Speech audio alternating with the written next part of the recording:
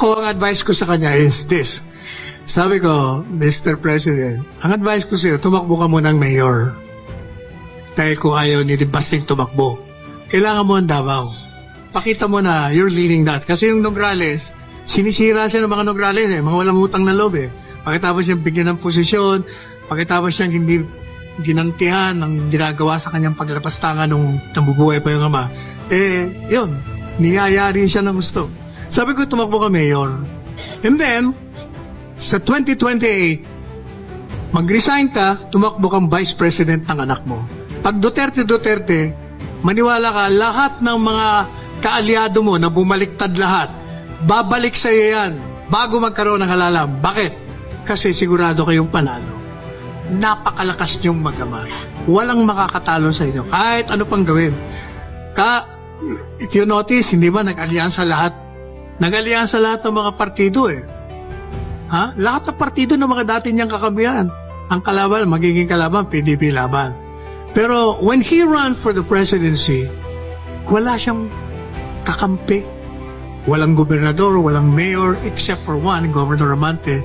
Walang barangay kapitan. Overwhelming. Kaya sabi ko, panalo ka kasi ang record mo speaks for yourself. Pati si Inday. Ang Pilipino, maniwala ka, hindi ka iiwanan ng Pilipino pagdating sa halalan. Kayong mananalo. Kaya magbabalikan lahat yan. Kasi alam nila mananalo kayo, o di, delikado na naman sila. Definitely, yan ang politika. Whether we like it or not, that is the culture. Wala ka nang magagawa niya. Sir, ano po reaction ni former President Duterte dun sa advice niyo na tumakbo siya as Vice President in 2028? Sabi niya, sige. Sige, sabi niya, ituloy mo yung advocacy mo ng Duterte, tingnan natin. Gano'n naman yun. Hindi niya sasabihin sa'yo. Ever since, kahit na, di ba, ako nagpatakbo sa kanya. It took me 10 years, di ba? 10 taong ko niligawan niya, buwinisit. Ayaw niya nga talaga. Hanggang sa last minute, di ba, ayaw mag-file.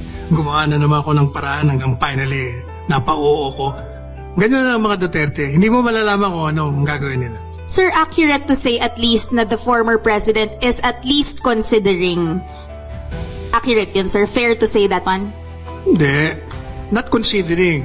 He's open to any possibility. Tandaan nyo, nagsalita siya. Ako gusto ko na magretiro pero napipwersa akong lumabas dahil sa nangyayari sa bansa. Yun ang sagot ko sa tanong mo. Pero ako, kung ako tatanungin, talagang dapat tumakbo sila. Yan lang ang magiging solusyon sa lahat ng problema ngayon.